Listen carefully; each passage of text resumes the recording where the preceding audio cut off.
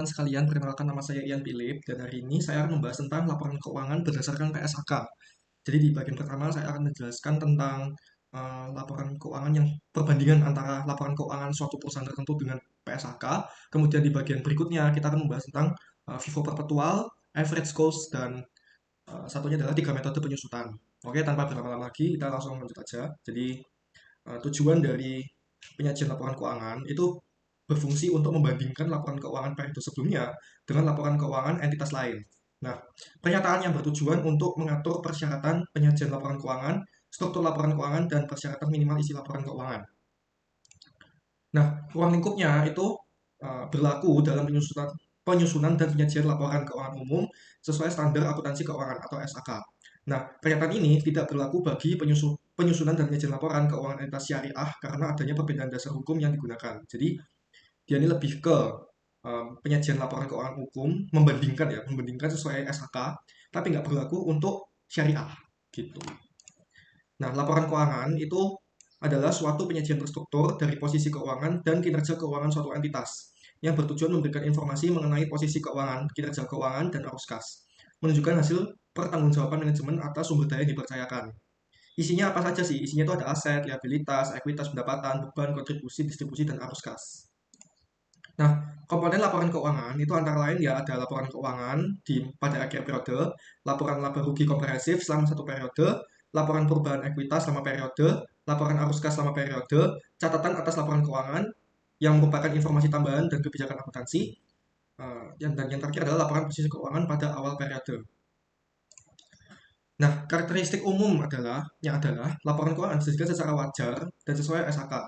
Laporan keuangan disusun berdasarkan asumsi kelangsungan usaha, mencatat transaksi saat terjadi kecuali laporan arus kas, menyajikan laporan serupa dengan material dan digabungkan ke dalam kelas-kelas sesuai sifatnya.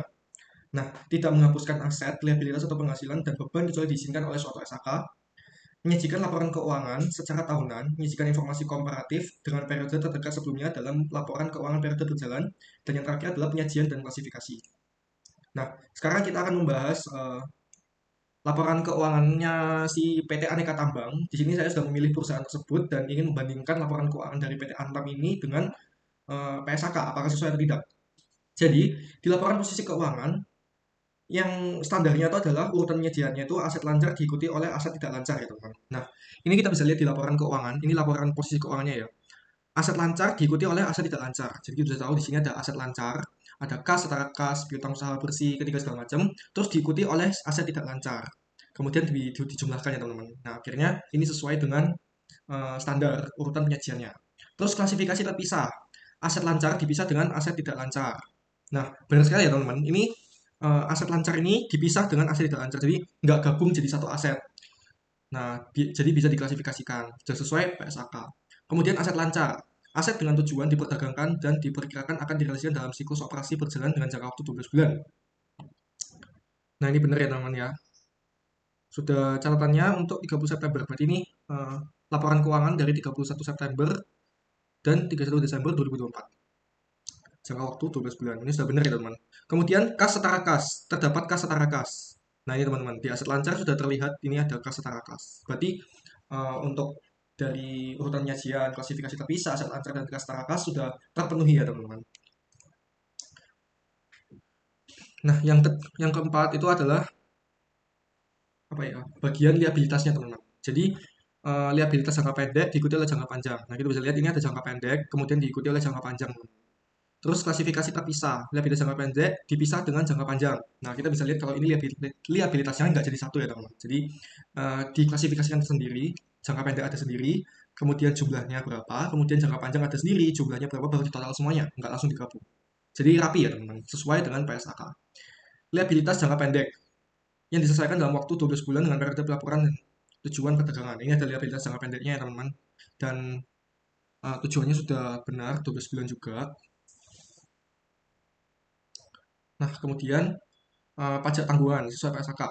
Pajak tanggungan tidak diklasifikasikan dalam liabilitas jangka pendek. Nah, bisa kita lihat di sini. Kita bisa lihat di sini tidak ada tulisan pajak tanggungan ya teman-teman.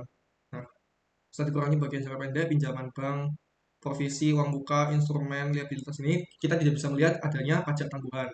Jadi ini mungkin tidak sesuai dengan PSAK ya teman-teman, karena tidak diklasikan, berarti tidak ada teman-teman, berarti ini sesuai dengan PSAK teman-teman. Oke, sekarang kita masuk ke laporan laba ruginya teman-teman. Nah, berdasarkan penyajiannya itu harus memasukkan unsur laba komprehensif. Nah, kita bisa lihat di sini ada laba komprehensifnya, penghasilan komprehensif. Berarti ini sudah uh, sesuai dengan PSAK ya teman-teman. Sudah ada laba atau penghasilan komprehensif. Kemudian dua laporan, laba sebelum laba komprehensif dan laporan laba komprehensif yang dimulai dari laba rugi bersih. Nah, labanya kita bisa lihat di sini, ini laba usahanya, laba sebelum komprehensif ya teman-teman. Kemudian laporan laba komprehensif yang dimulai dari laba rugi bersih. Nah, ini bisa dilihat. Ini berdasarkan laba rugi bersih ya teman-teman. Akhirnya ini sudah sesuai dengan PSAK. Kemudian yang terakhir, enggak belum, minimum line item, pendapatan, beban pajak, laba komprehensif. Nah, kita sudah bisa dapat di sini ada pendapatannya berapa? Nah, ini intinya bahan pokok penjualan, ini laba kotornya adalah 4 juta ini teman-teman. Nah, ini merupakan pendapatan ya, penjualan itu pendapatan, tapi bukan laba. Kemudian beban pokok penjualan sudah ada, beban pajaknya sudah ada ya teman-teman. Nah, ini beban pajak, kemudian ada laba komprehensif. Nah, ini laba komprehensifnya di sini teman-teman. Nah, berarti sudah sesuai ya teman-teman ya. Kemudian yang terakhir klasifikasi beban sesuai PSAK. Beban dikategorikan ke dalam fungsi operasional utama perusahaan. Nah, kita bisa lihat di sini fungsi operasional. Terdapat beban-beban ya teman-teman ya. Fungsi operasional sudah dimasukkan ke dalam operasionalnya. Jadi ini sudah sesuai dengan PSAK ya teman-teman. Kemudian untuk yang terakhir bagi laporan laba rugi itu penyajiannya. Laporan laba rugi komprehensif digabung. Laba periode berjalan dan laba komprehensif disajikan dalam satu laporan yang berkelanjutan. Laba periode tidak dipisah ke laporan lain. Nah, kita bisa lihat ini laba periode, kemudian laba komprehensif itu digabung jadi satu ya teman-teman, nggak dipisah ke lembar lain kayak gitu.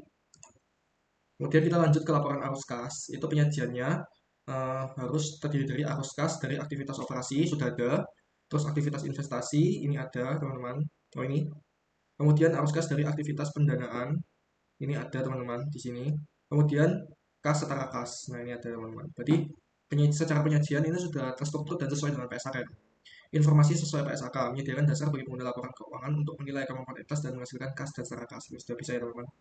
Nah ini lampiran ini sudah uh, sesuai dengan PSAK. Nah, catatan atas laporan keuangan. Ini merupakan catatan atas laporan keuangan ya teman-teman. Nah, bisa kita lihat di sini menggunakan dasar pengukuran kebijakan relevan, asumsi dan estimasi. Mengungkapkan informasi yang isyaratkan untuk tidak disajikan di bagian manapun dalam laporan keuangan. Disajikan secara sistematis. Nah, kita bisa lihat di sini, ini sudah disajikan secara sistematis ya teman-teman. Mengungkapkan dasar pengukuran. Ini dasar pengukurannya. Kemudian kebijakan yang relevan, asumsi dan estimasi sudah dituliskan di sini, teman-teman. Oke. Kemudian memberikan pengumpulan lain berhubungan dengan modal dan dividen. Nah, ini kita sudah bisa melihat di sini berupa modal dan dividen sudah dicantumkan di sini ya. Berarti sudah sesuai dengan PSAK, teman-teman. Nah, kemudian memberikan informasi yang tidak disajikan di bagian manapun dalam laporan. Informasi penting itu, jadi informasi yang disajikan maksudnya bukan berarti nggak muncul ya teman-teman. Tapi dia itu kayak informasi penting yang tidak muncul sebagai angka atau poster sendiri laporan keuangan laba rugi arus kas. Jadi intinya tuh dia tuh kayak tetap memberikan informasinya, cuma nggak memberikan angkanya ya teman-teman. Jadi misalkan di dividen ini, distribusi dividen kepada pemegang saham perusahaan diakui sebagai liabilitas dalam laporan keuangan konsolidasian interim group pada periode di mana dividen dikerahkan dan telah disetujui oleh pemegang saham perusahaan. Tapi angkanya itu nggak masuk di sini teman-teman. Jadi angkanya itu masuk ke laporan keuangan tadi. Jadi sudah diklasifikasikan istilahnya. Jadi ini benar teman-teman. Oke, jadi kurang lebih itu saja perbandingannya. Sejauh ini berarti laporan keuangan dari PT Aneka Tambang Tbk Indonesia itu sudah sesuai dengan PSAK ya teman-teman. Dan ini kurang lebih daftar pusaka atau beberapa sumber yang saya dapatkan itu dari Bu Dwi Martini PSAK 1 yang saya akses 31 Desember 2025. Kemudian nggak lupa juga dari IAI-nya dengan akses yang sama. Kemudian saya juga mengambil sumber dari laporan keuangan dari PT Aneka Tambang Tbk tahun 2025 di mana laporan keuangan konsolidasian atau laporan konsolidasian itu berarti laporan keuangan yang gabung lah istilahnya dengan anak-anak perusahaan juga, di mana saya akses juga pada 31 Desember. Oke, sekarang kita lanjut saja ke pembuatan FIFO ya teman-teman.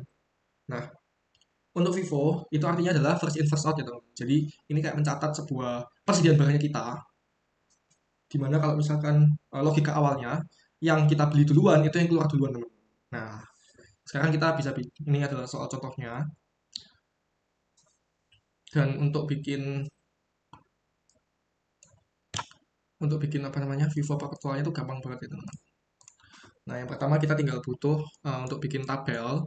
Tabelnya itu mencakup tanggal, ini ada tanggal, kemudian pembelian, HPP, dan persediaan teman-teman. HPP ini adalah beban pokok penjualan.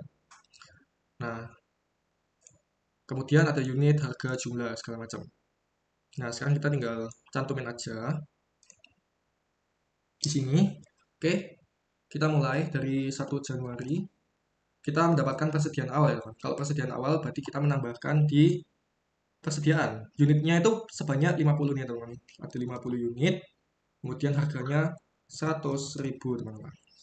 Nah, sekarang kita tinggal kalikan aja ini dengan ini. Nah, ini copy aja di sini. Nah, kita tarik supaya kita bisa mendapatkan langsung ya, jawabannya teman-teman. Nah, oke, 1 Januari kita sudah mendapatkan persediaan. Berarti ini sudah ya teman-teman.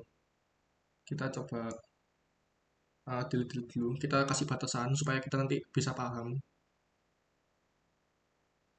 Nah, sekarang kita masuk ke 2 Januari teman-teman. 2 Januari ini keterangannya adalah melakukan pembelian. Pembelian berarti kita masuk tabel yang sini ya teman-teman.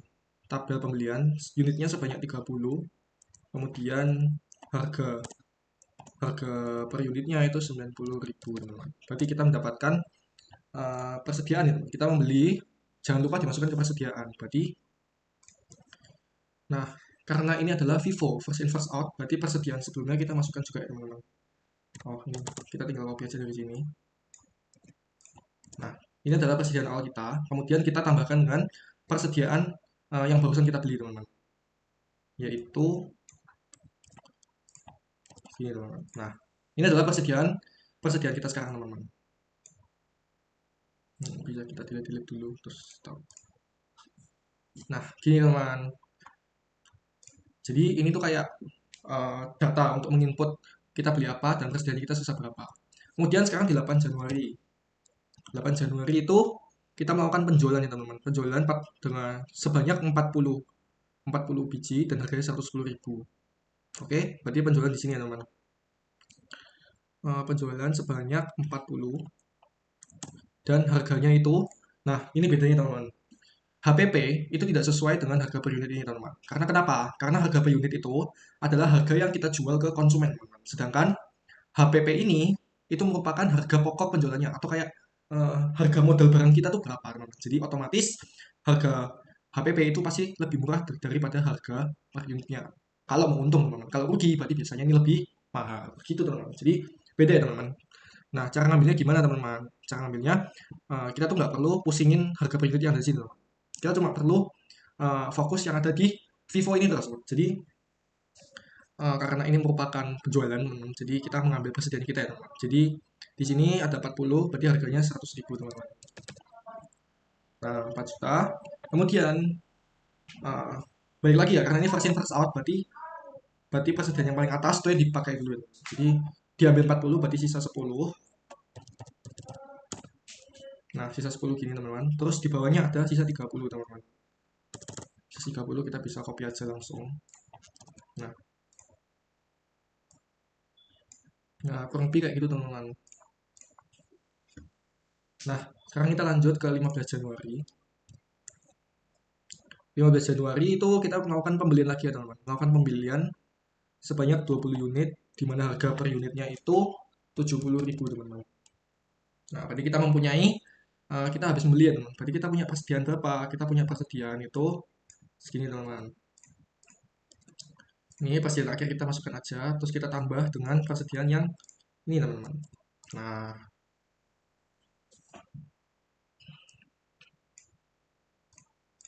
Oke, sekarang kita lanjut ke 20 Januari. 20 Januari kita melakukan penjualan lagi teman-teman. Kita melakukan penjualan 45 unit dengan harga 105.000 teman-teman. Tapi ingat teman-teman, di Vivo Livo itu harga per unit itu nggak dihitung ya teman-teman ya. Jadi yang dihitung itu cuma dari persediaan. Nah, gimana cara ngitungnya? Cara ngitungnya berarti kita menjual gini teman-teman. Karena ini sisa 10 ya teman-teman. Jadi ini 10.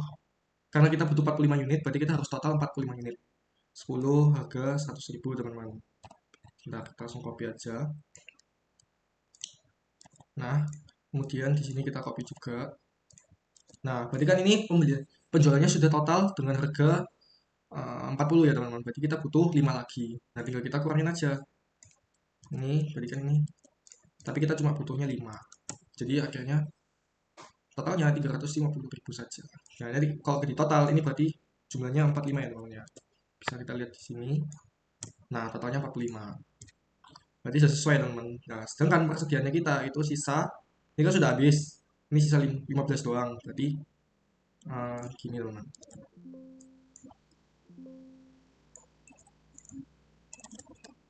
Nah, berarti sebentar ini kita rapikan dulu. Nah, berarti persediaannya kita sekarang itu, ya ini teman-teman. Ini adalah persediaan akhirnya kita sekarang. Terus kita tutup. Kita tutup ya teman-teman. Habis itu kita rapikan saja. Nah, oke. Sekarang setelah kita sudah mengetahui persediaan akhir, kita tuh butuh menjumlahkan total beban pokoknya kita teman-teman. Jadi kita tuh butuh mencari yang namanya laba bruto teman. Nah, laba bruto itu gimana caranya teman-teman? Laba bruto itu penjualan dikurangi harga pokok penjualan. Nah, jadi gimana? Ini kita tinggal totalkan saja. Ini total beban pokok penjualan. Nah, ini kita tinggal zoomkan saja. Zoom. Nah, kita bisa lihat kalau beban pokok penjualannya kita itu 8.050.000 ya teman-teman. Nah, sekarang untuk mencari laba brutonya kita perlu yang namanya mencari total penjualan teman-teman. Nah, kita bisa lihat di sini, kita tulis saja total penjualan. Penjualannya adalah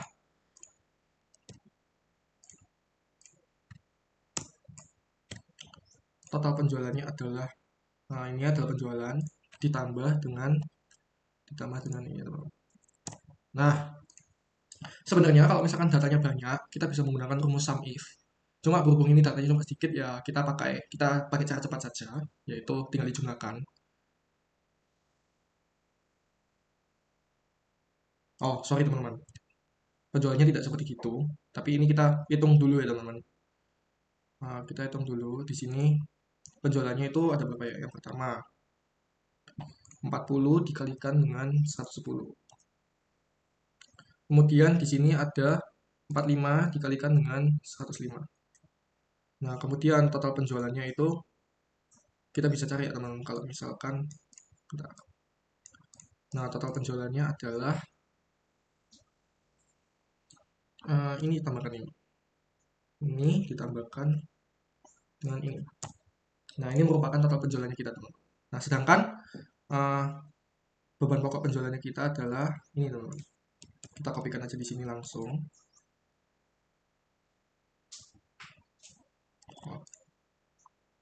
Nah, kemudian kita bisa cari kalau misalkan ini apa ya?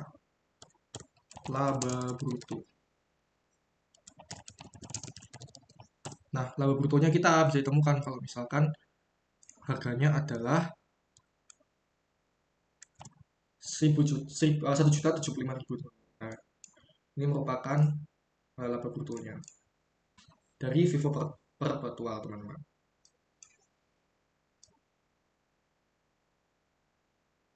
Kita taruh di sini aja. Oke, kita sekarang sesuaikan. Nah.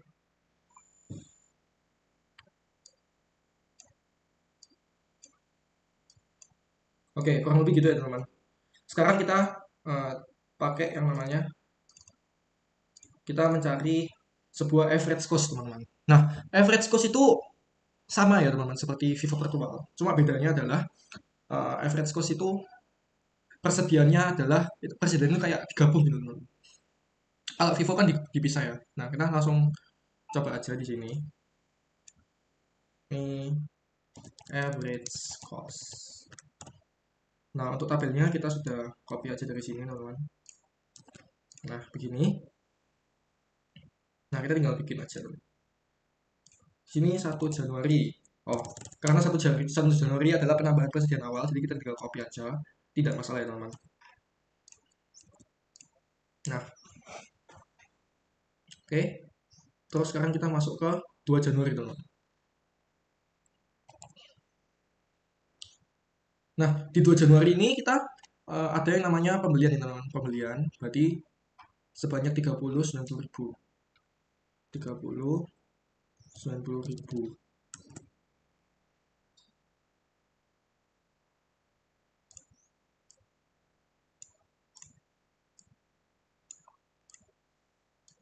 Oh, nggak bisa gitu, teman-teman. Bentar, kita rapikan dulu ini, teman-teman. Nah, sebanyak ini dikalikan dengan ini ya, teman-teman. Jadi hasilnya 2.700.000. Kemudian kita menambahkan total unitnya, teman. Nah, perbedaannya, teman-teman, di sini ada unit kita kan sekarang 50 ya. Berarti unit kita yang 50 itu ditambahkan dengan unit kita yang baru, teman-teman. Jadi unit kita itu sekarang 80. Persediaan kita 80 unit, teman-teman. Jumlahnya tentu saja menjumlahkan ini ditambahkan dengan ini, teman-teman. Nah, untuk harganya itu tinggal membagikan. Jadi kayak diper aja, teman-teman. Nah, jadi Rp96.250 ini merupakan harga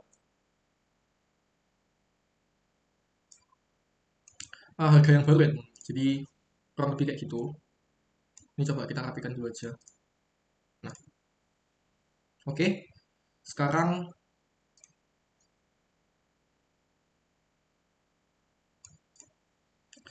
kita melakukan penjualan, teman-teman.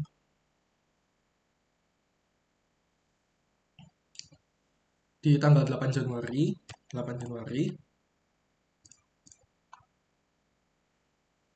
Oh, tidak bisa.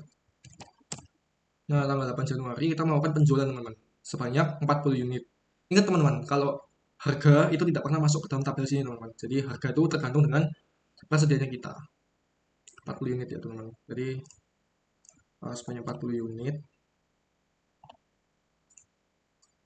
Enggak jadi kontrol.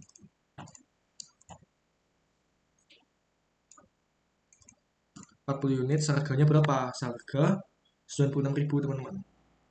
Nah, ini pakai yang ini, teman-teman. Nah, terus ini tinggal dikalikan aja, teman-teman. Ini dikalikan dengan, nah, gini, teman-teman. Kemudian berarti ini mengurangi ya. Berarti ini persediaannya ini dikurangin dengan persediaan ini. Kemudian jumlahnya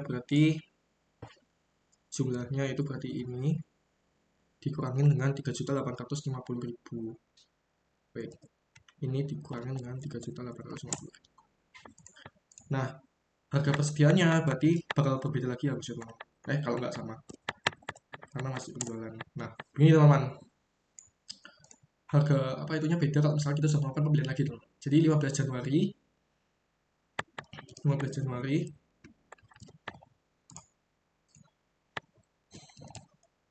kita tuh melakukan pembelian lagi, teman-teman. 20 unit 20 unit dengan harga 70.000 ya, teman-teman. Ya, beli harga unit 70.000. Mahal? Oh, enggak, yang murah. 70.000. Nah, ini sekarang kita tinggal gabungkan aja di sini ya, teman-teman. Nah, berarti ini persediaannya adalah 40 ditambah dengan total kita beli tadi, teman-teman. Kemudian jumlahnya juga dijumlahkan aja langsung. Jumlah yang lalu ditambahkan dengan jumlah yang kita beli. Nah, otomatis ini adalah 87.500, teman-teman. Nah, oke, sekarang tanggal 20 Januari. 20 Januari kita melakukan penjualan sebanyak 45 unit. Harganya berapa? Harganya mengikuti ini ya teman, mengikuti persediaan kita yang sekarang. Nah, sekarang tinggal kali aja. Ini dikali dengan 45 unit. Nah, persediaannya kita berapa? Persediaannya kita sekarang 60 dikurangi dengan 45 karena dibeli. Jadi persediaan kita sekarang sisa 15 ya teman. Nah, ini juga 5 juta dikurangi dengan 39. Berarti harga per unitnya adalah sisa jumlah persediaan dikali jumlah harga persediaan. Nah, ini kurang lebih adalah average cost teman-teman. Nah, sekarang ini berarti kita bisa tahu kalau ini merupakan persediaan akhir kita.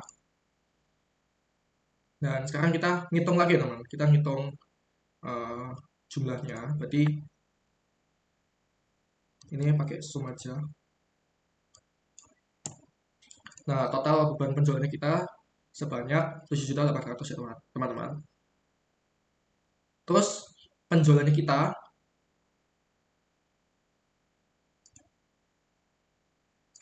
nah kalau penjualan itu sama saja ya teman, karena nggak berubah. Jadi kita bisa langsung cari laba brutonya. Itu kita tinggal ngurangin penjualan, ngurangin total penjualan, dikurangi dengan total beban pokok average cost. Nah, jadi kita bisa tahu kalau misalkan ini adalah laba bruto dari average cost-nya teman. Ya emang beda sih, kadang bisa lebih tinggi juga. Oke, jadi sekarang kita masuk ke metode penyusutan teman-teman.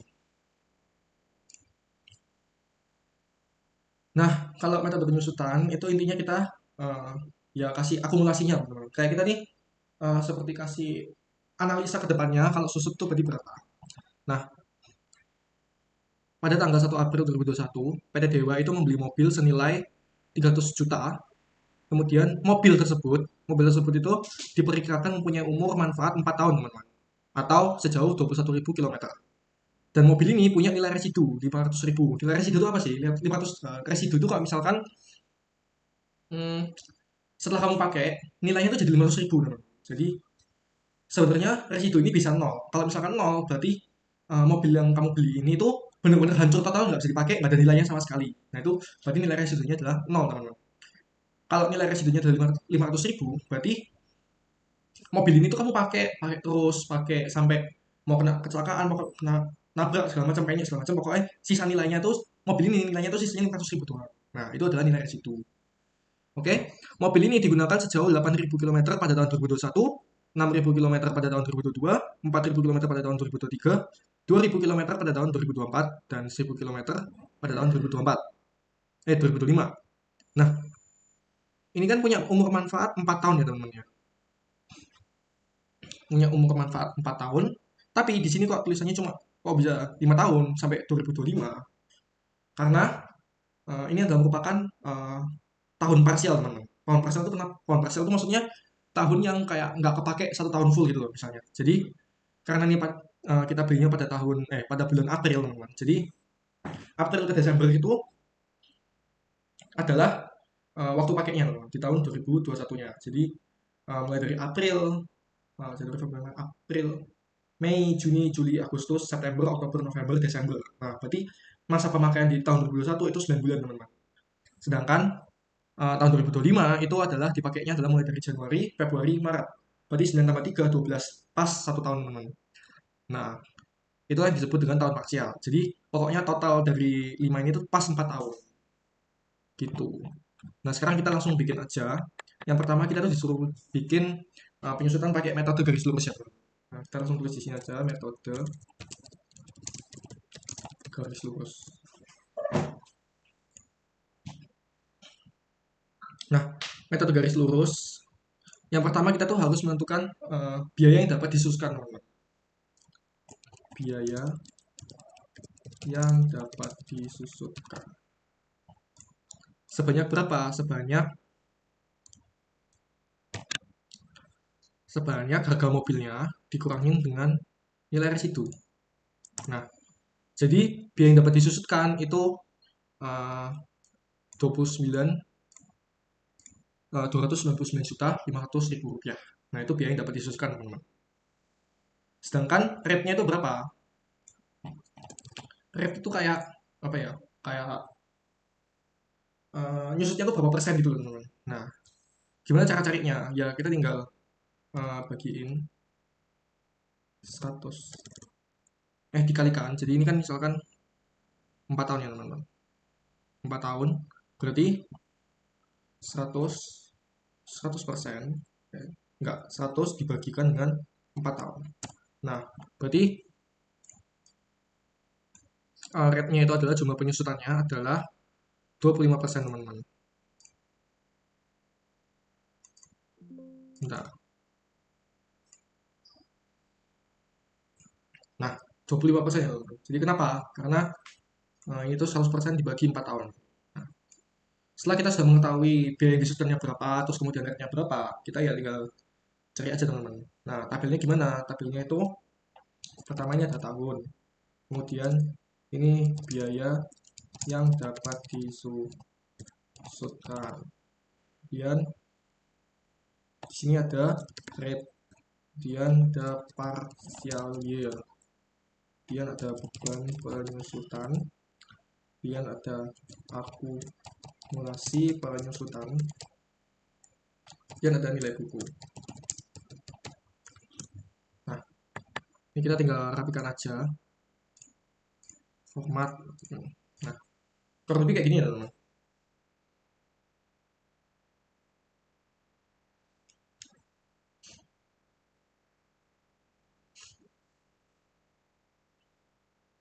Oke, betul. Ini kita rapikan aja, kita nggak perlu pakai sebanyak ini. Oke, jadi kita sekarang mulai aja langsung dari tahun 2021. Nah, ini kita langsung copy aja, nggak apa-apa. Oh, gini. Oh, tahun 2021, teman-teman. Kita cek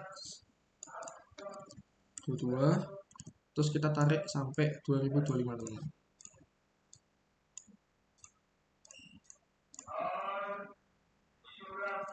Nah, cuman karena balik lagi ya, teman-teman. Karena tahun 2021 itu kita mulainya dari April ya, teman-teman. Jadi karena mulai dari April, ya kita tambahkan.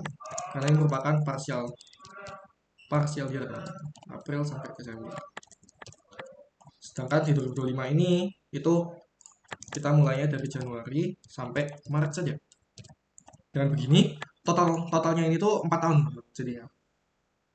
4 tahun atau 48 bulan. 1 tahun 12 bulan, 12 kali 4, 48. Ya betul, 48 bulan, teman-teman. Oke, biaya yang disusutkan itu ini ya, teman-teman. Jadi kita bisa pakai ini saja. Nah, ini kita tarik. Oh.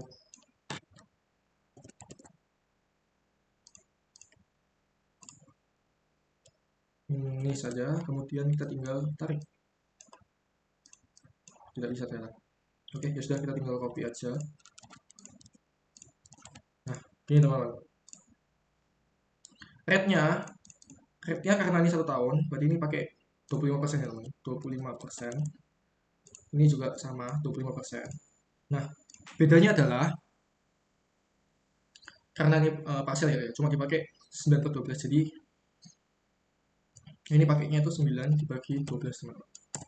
Nah, 0,75 saja. Terus ini adalah uh, ini itu 3 bagi 12. Nah, udah saya cantumkan di sini ya, teman-teman ya. Nah. Oh, sorry teman-teman.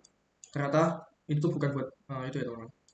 Nah, ini tuh buat nanti partial year-nya. Ini 25%. Betul, ini adalah diskon 25%. Nah, untuk yang 0,75 tadi itu buat di sini, teman-teman. Sisanya 1, 1, 1, ini 0,25, teman-teman. Nah, oke, sekarang beban penyusutannya itu kita tinggal mengkalikan aja, teman-teman. Gampang.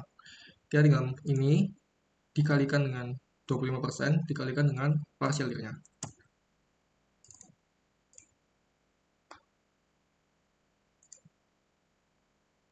Oke, gini ya, teman-teman. Kita ulang lagi, ini dikalikan dengan partial year-nya. Nah, ini kita bisa pakai format accounting aja biar pas. Nah, Terus ini kita tinggal turunkan saja. Maka ini hasilnya akan sesuai ya teman-teman. Pokoknya tinggal dikalikan. Terus akumulasi penyusutannya gimana teman-teman? Akumulasi penyusutannya adalah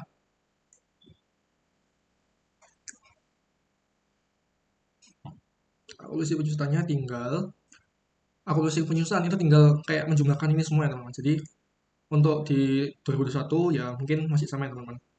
Sama gini. Di bulan berikutnya itu berarti atasnya ditambahkan dengan bawahnya teman-teman. Terus ini kita tinggal tarik aja. Nah, jadi sudah sesuai teman-teman.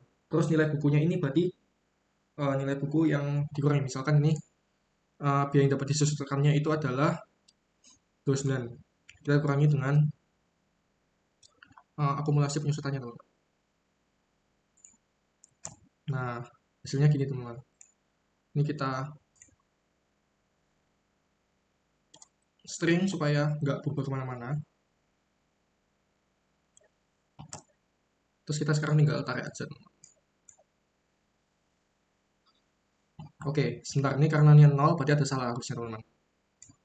Oke teman-teman, jadi salah ya teman-teman. Yang dipakai itu bukan biaya yang dapat disudutkan, tapi nilai buku itu mengurangin 300 juta ini harga mobil atau harga awalnya dikurangin dengan akumulasi penyusutannya teman-teman. Nah karena kita mau pakai untuk ke bawahnya, jadi coba ini kita bisa nggak? Nah under value ya teman-teman ya. Jadinya kita harus meletakkan string supaya yang dikurangin itu ya tetap itu teman-teman.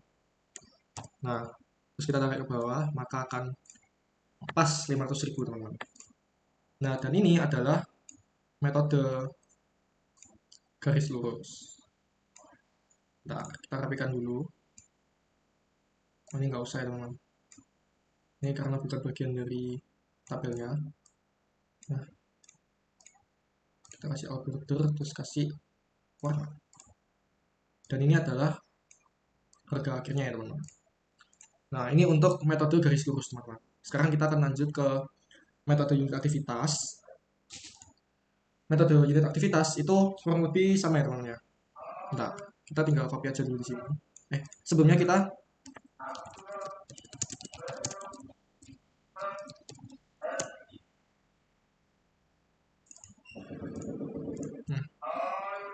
kita mencari tahu dulu biaya per unitnya itu berapa ya teman-teman. Cara mencari tahunya adalah, nah kita tinggal cari aja ya teman-teman. Ini bentar, biaya per unit itu kurang lebih berapa?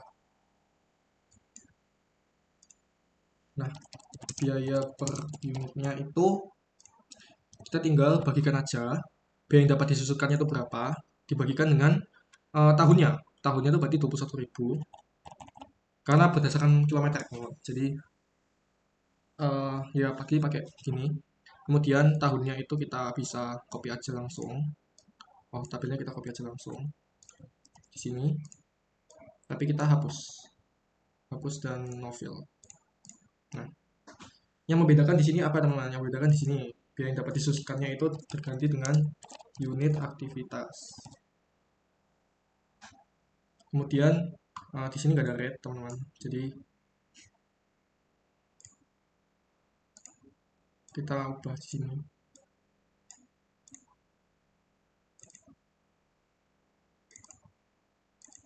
Nah, kemudian sorry, kayaknya langsung bikin baru aja deh. Jadi tahun ini unit aktivitas, kemudian ini dalam bentuk kilometer ya, kilometer. Terus di sini adalah biaya per unit dalam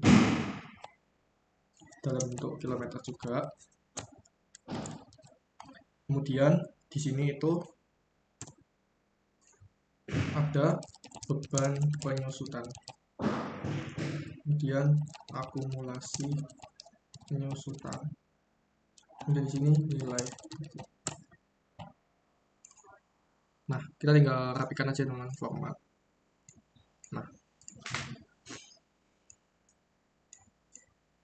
oke.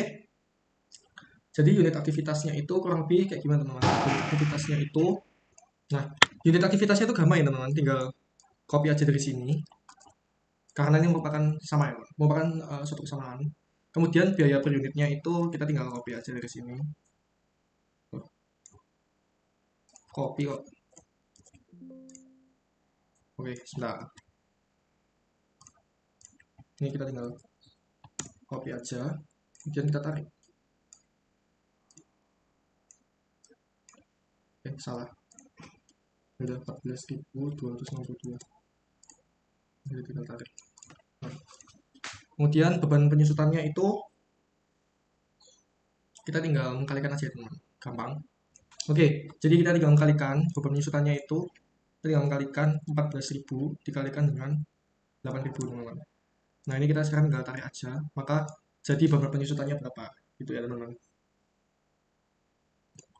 Oke teman-teman, jadi karena di sini angkanya dibulatkan ya teman-teman, jadi harusnya angkanya bukan segini, maka nanti akhirnya nilai buku ini tidak pas 500.000. Jadi kita coba ubah angkanya dulu, ini supaya jadi lebih benar. Bentar ya teman-teman. Nah ini sudah saya coba tidak bulatkan, jadi sehingga pas ya teman-teman, harganya 2.500.000 rupiah. Nah sedangkan sekarang kita tinggal masukkan ke nilai buku aja. Nilai buku itu berarti harga mobilnya ini dikurangi dengan ini teman-teman. Nah maka hasilnya nanti jadi kayak gini.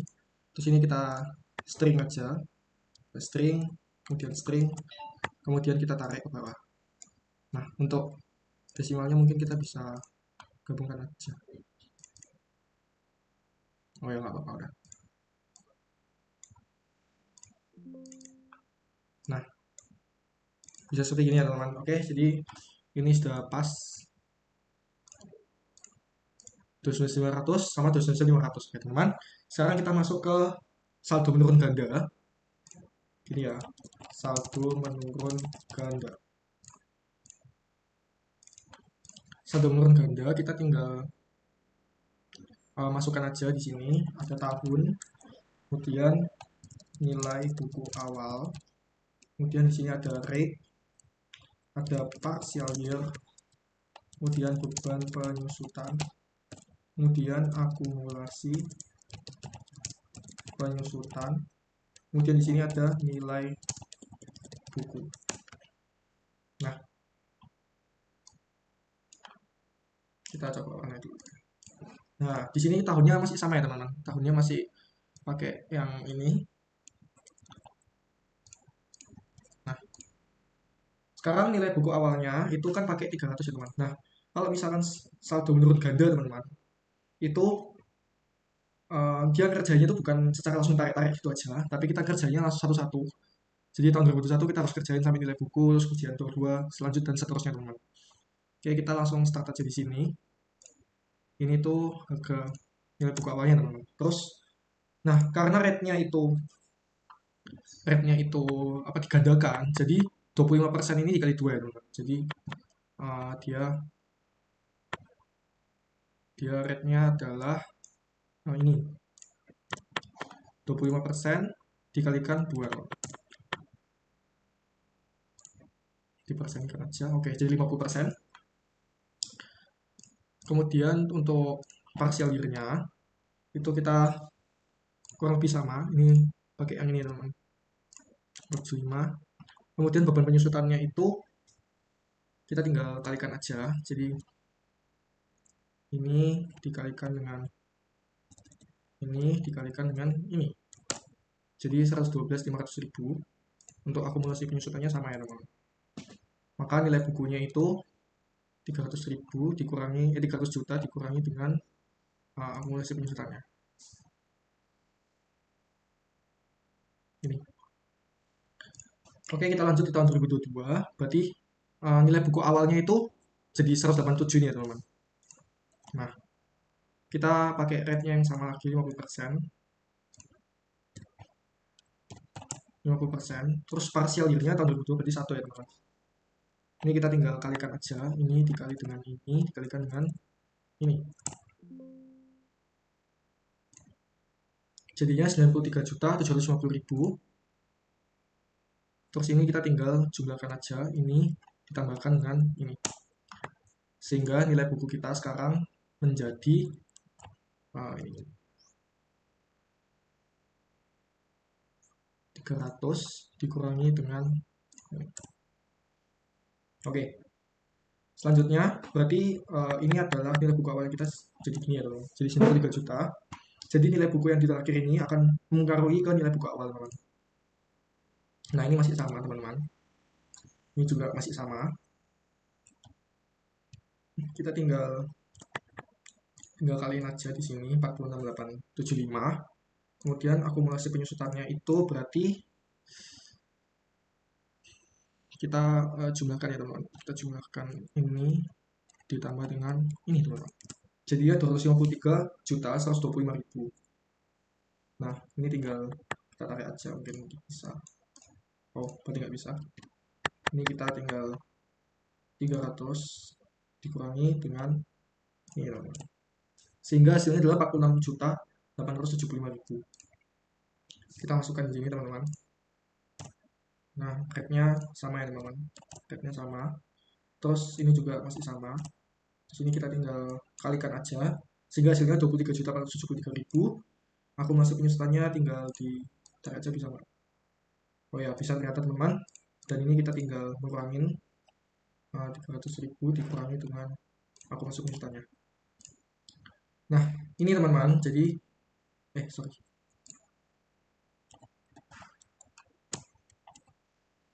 Nah, ini teman, ini jadi masuk ke sini.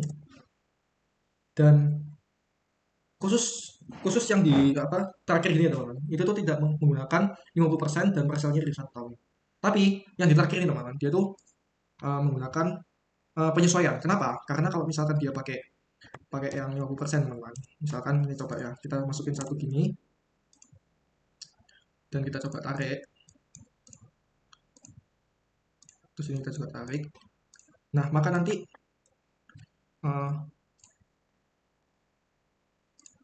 hasilnya tuh bukan 500.000 teman-teman. Sedangkan kita tuh mau hasilnya tuh 500.000 karena sebetulnya penyusutan ini tuh tiga-tiganya sama kan. Tiga-tiganya itu sama, cuma beda metode aja teman-teman. Nah, kan hasilnya nggak sama toh. Makanya di sini kita sebutnya adalah penyesuaian.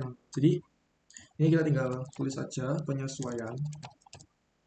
Nah, apa yang mau dipenyesuaikan teman-teman? Penyesuaiannya itu adalah kita mau kalau hasil akhirnya itu 500.000 teman. Jadi kita maksa istilahnya. Istilahnya kita tuh maksa kalau misalnya hasil akhir itu harus 500.000 teman-teman. Jadi ini kita tinggal cek aja 300.000 dikurangin dengan 500.000 teman-teman. Nah, sisanya beban penyesuaiannya berarti, nah kalau di beban penyesuaiannya ini berarti tinggal ini dikurangin dengan 500.000 teman-teman. Hasilnya 937.500. Nah, sehingga ini sama ya teman-teman. Akhirnya mana kuning. Nah, jadi dari ketiga metode ini itu sama semua 29.500, 500.000, 29.500, 500, 29.900, 500.000. Oke. Jadi itu kurang lebih 3 metode dari penyusutan. Sekian, terima kasih.